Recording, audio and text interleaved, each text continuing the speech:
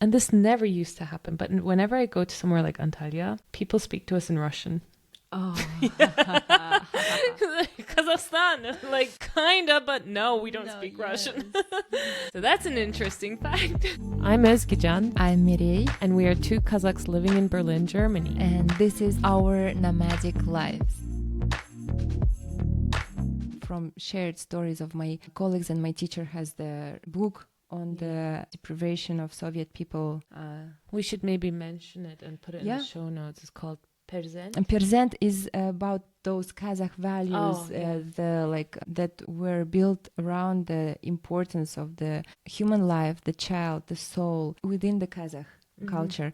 And then the destruction to those values that happened during the Soviet time is another book. It's Unfinished Zhut of Soviet People. It's in Russian. Is it not out in English? No, it's like continuation of Perzent.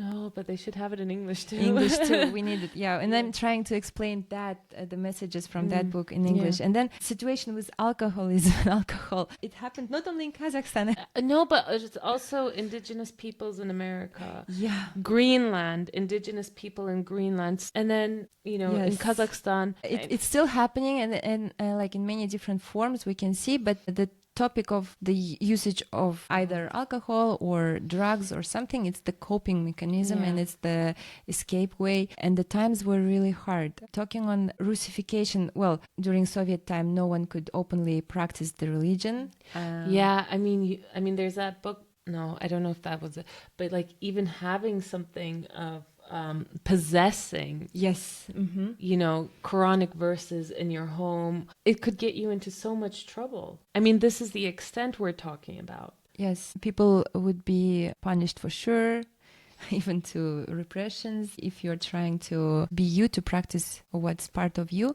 And I know from my grandmother's stories that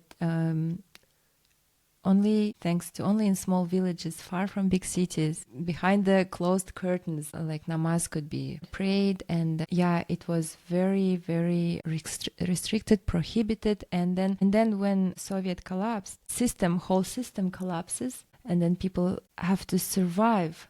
And then learn how to live in this new capitalistic world every day. The money is changing, devaluation is happening and everything. And I think it's just like we were talking about the Maslow pyramid. People didn't have just the sources to be worried about that yet. It's something, the food for your soul becomes really not so important when you have to physically survive, I think. And then the very personal story on the Russification and the Soviet time, I think every family has their own stories, and they can really explain and bring that. And for us to build the bridge, to build the understanding why it's not because we want to continue or we see this language and culture more beautiful and more important or we now think the colonial way. No, it's not that. So my father-in-law, he was born in 1953 and 1955. In Tselinograd, in Astana, that was the time when Kazakh lands were given. There were companies going to develop the lands, and I think there was this situation with the land that some part should be given up to Russia, and then he was then working as a part of in a government structure, and he was one of the first who stood against that. And this is Maddie's grandfather. Yes. Yeah, so Mirei's husband's grandfather. Yes, a grandfather. And then he was unfortunately in very weird situations. But I think you said they had to vote, right? They had to vote, and everyone who voted against giving this land up to Russia, who voted they were dead. Yes, suddenly. At the end, they were, all of them died. Although it wasn't a direct open action, they would be taken for questioning, and then they would return home and then get sick, and then very. It's a tragic history that every family probably has. Well, so that's how Maddie's grandfather passed away, because he stood up against. And then there's his child who's only 2 years old. Which is Maddie's father. But so what but Maddie was saying, for instance, to even get into those roles, you had to perform being a Soviet person by drinking the vodka in front of people, by eating the pork, by not adhering to any of the rules of your own community. Yes, that's the case, and that's the way of living that his father learned, growing up without his dad, knowing that the punishment is really severe, and being surrounded, being only one Kazakh boy in his school, in his neighborhood, and learning, really, that was a survival mechanism. And then it's the colonization of the mind, it's the colonization of your lifestyle. Like, you are not left with another option. Absolutely. And you witness severity, or you feel it on your family, and then you learn it. And then it's the basic human need to survive. Then when already he grew up, and for him to really work and be part of during Soviet time, grow professionally, to advance his career. He had to perform and be the accepted way, the Soviet person who doesn't have a religion, who is very like this stereotypical person, and then that was needed. And then, of course, the Russian language was a requirement. And then part of personal story is like when he was at the positions and working during the Soviet time, his colleagues would say to him that, you know why you are accepted? It's because you are so Russian. He would know the culture, he would behave the way. And even though the claim was at the time, we're all Soviet, not Russian, but of course there was such Russian chauvinism. And then when this person has his kids, and this person learned through his life of growing up, even if with a mother, almost as a like an orphan. Yeah, and then the working professional life is also not so smooth and easy. And of course, you have to give the skills that helped you to survive to your kids.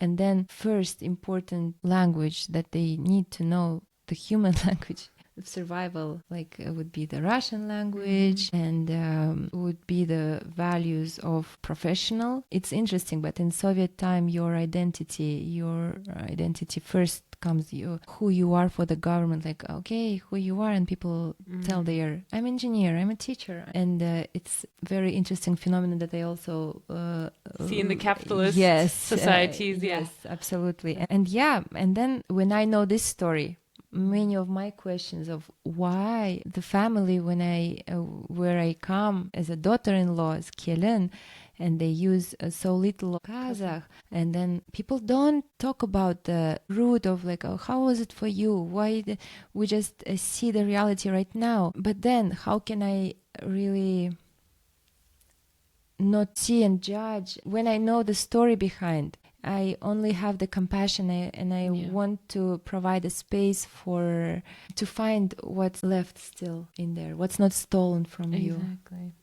That's so beautiful. I think it's really important to carry, for instance, this one singular story also to maybe our communities, to show understanding also for what has been done in this country, and why this is the way it is. I understood a lot of it. Actually, I was kind of younger. I know, like, okay, I'm gonna say I read "The Day Lasts Longer Than 100 Years" by Cengiz Aytmatov, who's a brilliant Kyrgyz writer. I always wanted to meet him one day, but he unfortunately passed away. But he actually writes a story about Kazakhs, and he really saw this kinship with the Kazakhs. It was during the Soviet time, the story. Yeah, I mean, the story is it's symbolic, but unfortunately, the word he uses for this Russified person has become a slur, but without sort of the negative association with it nowadays that is used for people who maybe don't speak Kazakh and who are considered, like, I don't know, a sellout to their own communities. But just reading that book in itself, for me, gave me so much understanding as to why and how the communities kind of grew apart so much over the course of the Soviet Union. Yes, definitely. The Soviet machine was really big and strong one, the powerful one. And I think just the case of us still, like, remembering and now seeing the light and trying to really reach and discover back what was there.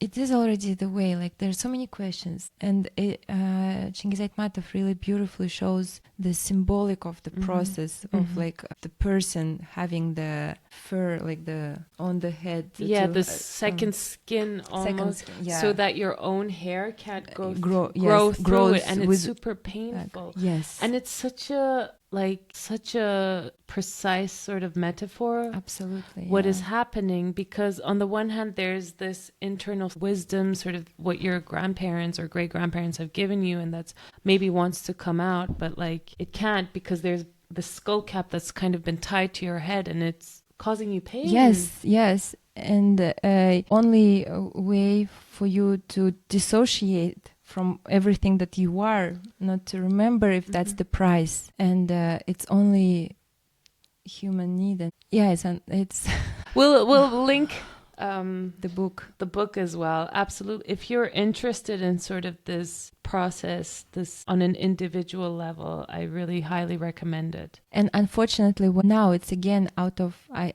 think people sometimes act very cruel and within the community. I think in case of diaspora really was you had the privilege of saving it within. You were in the communities where external community kind of, I feel like, respected the way they didn't necessarily respect it. Growing up in Germany, I'm just going to say that. I was thinking about Turkey. No, but Turkey, yes. Turkey, yes and no. I mean, there were certain types of things that also happened that were, I mean, I think the whole chapter in Turkey was of just economic survival. It was really, really, it was also very harsh to kind of come out of that, and because you're it's like being, an immigrant anywhere.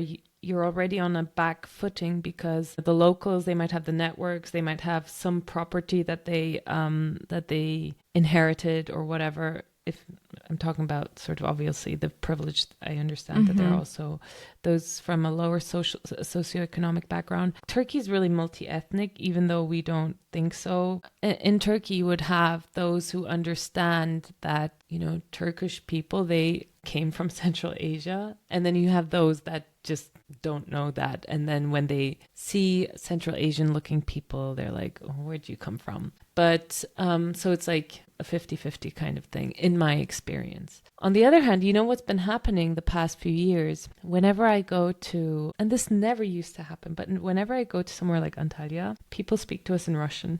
Oh. Kazakhstan, like kinda, but no, we don't speak Russian. It happens all the time when we go to Turkey. So that's an interesting fact. Now, Turkey clearly has the stereotype of Russian-speaking Kazakhstan. Yes, absolutely. And they speak like pretty good Russian, the sort of the basic Russian. This is if you go to the touristic kind of places, obviously. So if you go to the touristy areas in Istanbul or, Antalya, Bodrum, these kind of places. Antalya, another fun fact, I know I'm totally talking about something else, but the airport in Antalya,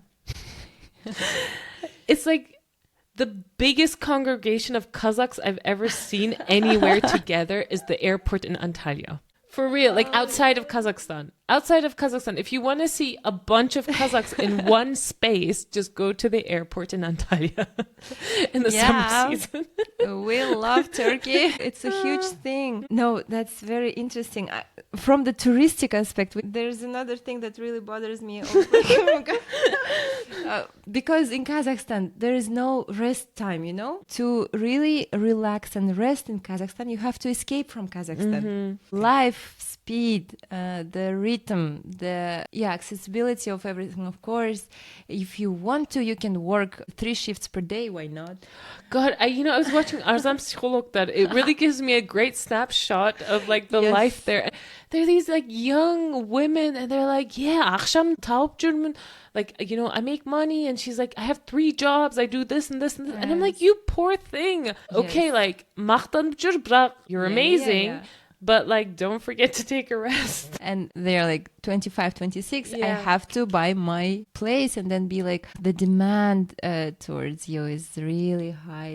The competition, because you see everyone succeeding and doing that, it's also puts a lot of pressure, and you have to do something. You can't have your own Sunday on your own. Sunday, I mean this day when here, for instance, nothing works and you just have to relax. Yeah, no shops are open here. No shops are open. You can't go.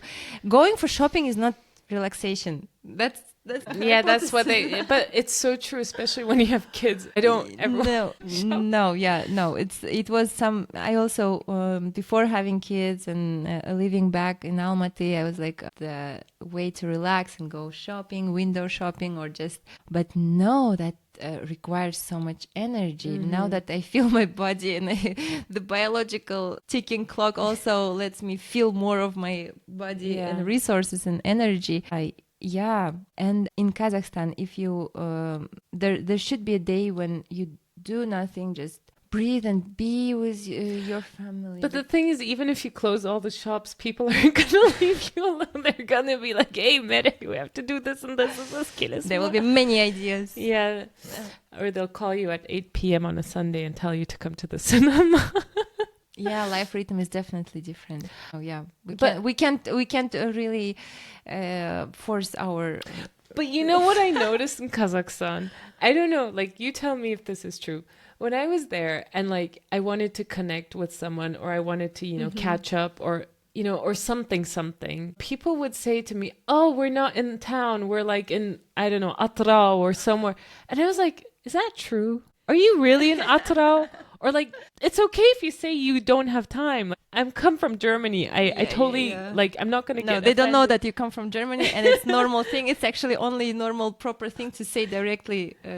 Is it? No. I had a suspicion. I was like, they are not in Atrao. They're here in Astana, but they just don't want to, or they don't like. Yeah, that's another huge cultural thing. They never will not deny, but if you're asking something, they'll never they won't say no. But that's rude, no? Yeah, no, but I was like, why is everyone like somewhere Yes. And I was like, it can't be that everyone's like always traveling. Yes, or always having some plans. Yeah, I have to be honest here. I also probably used... No, I don't travel so far though. Yeah. But I travel somewhere within the city, travel on words that, sorry, I have that and I have to be there. Because the way of like directly communicating of you being busy or just tired not to do something, it's just... That's why those friends of mine were like, what do you mean you're going to work? Like, no, you're coming to the cinema. Yeah. It actually took a lot. I don't know if I went in the end, but like the insistence was like,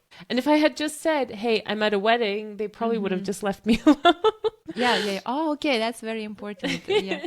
But now I think of, it's not only the differences in our communities and stories, histories that we really need to ask another second question to clarify, to be sure, like, what do you mean really? And it's such a human thing. It's only like, even within Kazakhstan, different regions have different ways of living. Socializing, yes. And when you move to a new place, if you're a woman and you marry someone from other like town, you did? Yes, like I did, probably but you have to you have so many questions, as if even if I speak the language, both Kazakh and Russian, even if I see and understand body languages of people, it took me some time to understand why things work that or this way. So I think it's in general, it's such a important thing to understand that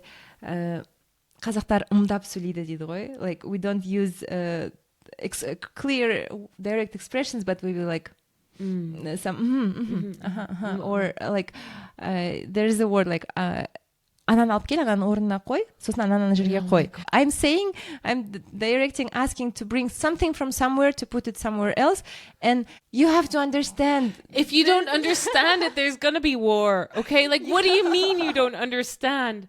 I don't know, like, yeah. Yeah, it's a huge thing, and for you to, it's so easy to trigger and to fire the person if you're like, what do you mean really? Can you name it actually with, I know, I see what you mean, but can you tell me bring the onion here. And they get so annoyed. Yes. They're like, No. It's like, My mom is... but like we speak Turkish, so it's like, o şeyi şuradan şuraya götür, sonra şöyle yap şuraya. And I'm like, what is the şey? With like the thing, you know, şey ne? What? And it's like, you don't understand anything. Do I have to like explain the world to you? And you're like, but you don't. Yeah. Yes. I don't know if it's a Turkic, like Turkish Kazakh thing, or if it's a Kazakh thing that they sort of translate into Turkish, but it drives me nuts. The cuteness that drives someone nuts, but there's a saying in Turkish, it's called leb demeden leblebi anla.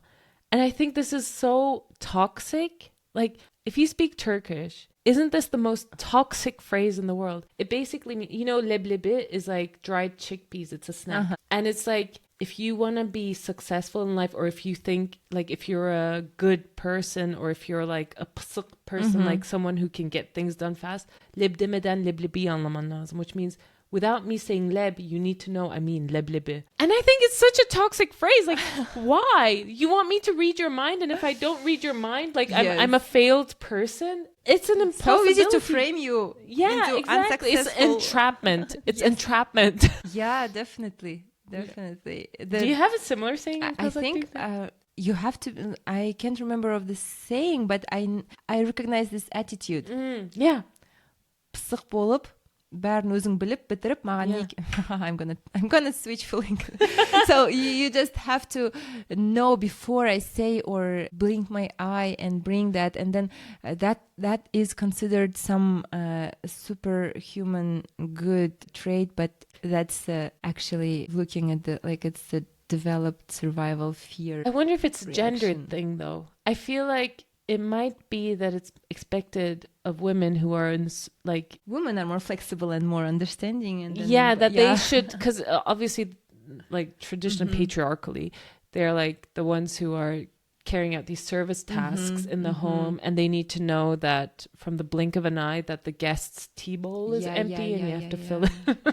Expectation and both behavior. If you really can read everyone's mind and be like everywhere at the same time, you really have supernatural something to talk to your therapist about. Yeah, that too. What would be your main understanding and message from or through the music and about... I absolutely love, and I'm gonna name some names now. Yenlik, obviously, dude on the guitar, Jetoksan.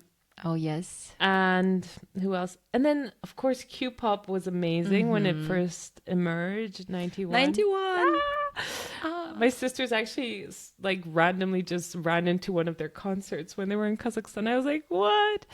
No, your really sister cool. Also, what I find interesting that she ran even a fan page for... Yeah, she didn't run the fan page. No, she was translating like lyrics and the fan page captions and everything into English. So she was super...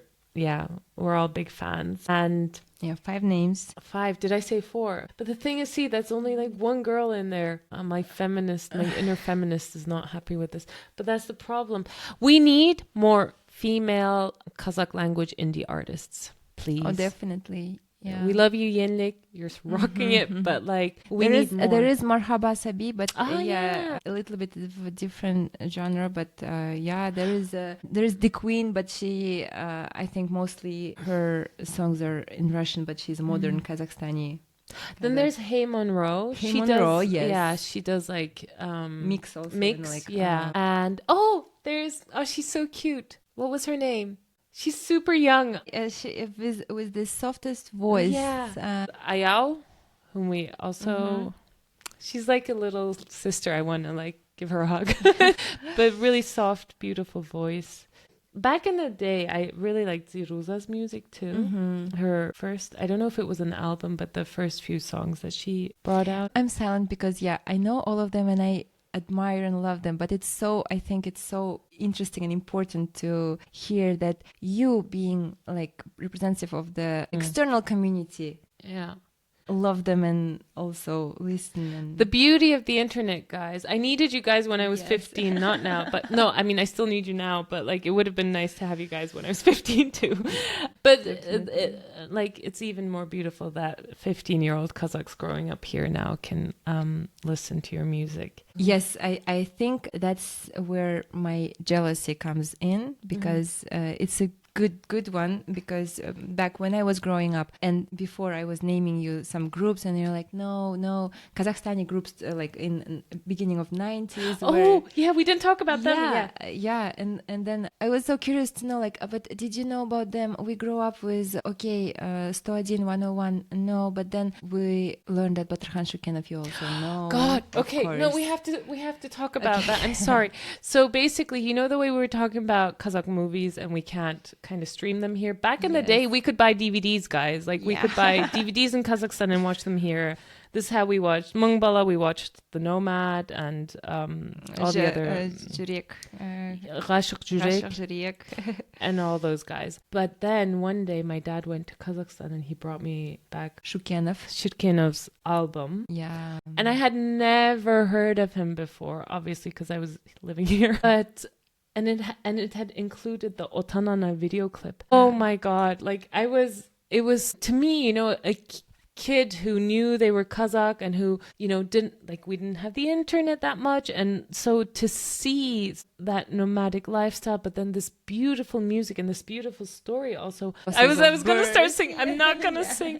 But I just felt so seen in that moment. And representation is so important. But that album, I listened up and down, like I know the whole order of all the songs because it was like a CD and I could, you know, just put it into thingy. And that music video I watched on my computer with the, you know, little CD-ROM thingy, like so many times. Just so beautiful. And then I find out about his whole history on an Air Astana flight because they had like a little documentary about him. And it turned out he was a Kazakh living in Russia, right? Yes. And he used to only sing Russian language songs up to that point. Yes. He was like a pop star there. Yes, pop star before the beginning. There was a group A Studio and it's a huge one, big one also. Like most of the groups, the first years of independence and like there were many of Russian language groups and he was part of that one and then I think in beginning of 2000s when he returns and he returns and he has this awakening and he sings creates this album in Kazakh. And we'll link his album, that Otanana album as well in the show notes. Absolutely. And go watch the music video. Just, you know, if you Google Otanana, it should come up the YouTube video. Sorry, you were saying? No, he is big one. And then it's very fascinating and beautiful that music can unite. Yes. What I feel is like it's easy to find our differences and what social structures that we don't understand about each other or some values that we missed or we value more and you value less. And then to find the reasons to divide, to exclude ourselves or other people. But I feel like in modern world, there is enough of loneliness. Yes. And for not only... It's for all people, I think, and to actually find these small, beautiful art objects, the folklore, the music, expression unites. Yes. It's amazing to be finding in this process our way and of finding more and more about ourselves, about our cultures, and this value on itself, it tells a lot. Yeah. And I guess like the thing is, you know, both communities, if we're talking about just these two communities, went through so much hardship the past 100 years. It's like in one of my poems, I say, I have scalpelled the heart of the last century and now I nurse the hemorrhage. So it's like we're now kind of coming to this sense of nursing these wounds. And I think we are coming to that place because like with trauma, we also mentioned that before, you know, you can only start processing it once you come to a place of ease. And I think as our two communities, they're starting to come to that place. I mean, obviously there are still a lot of social, economic issues that need to be addressed. We can start raising our heads and start looking at, oh, okay, this happened to us and this happened to us. asking the questions and talking about really tough topics. Like, it's not easy talking about this stuff. Even like, I'm sitting here, I'm squirming. I don't want to talk about stereotypes, but and the personal stories of the families. Yeah. And it's always painful to remember it again and again. But without mourning and grief, without, first of all, being open about something and naming things by its names and knowing that was what happened, and then mourning about it, grieving, and just embodying and really being with your feelings. The goal is not to blame someone as something or find who is guilty. No. I think the point is go read, Google a little bit about the stories, ask the questions. If there is lots of this frustration, there's a place for that. There are many reasons why we can really feel all of that, and it's our responsibility as adults to address it, to find the spaces and people, specialists who really can help you be with that, because it's not only for ourselves, it's the stake of whole future generations, of like the humanity, we would say.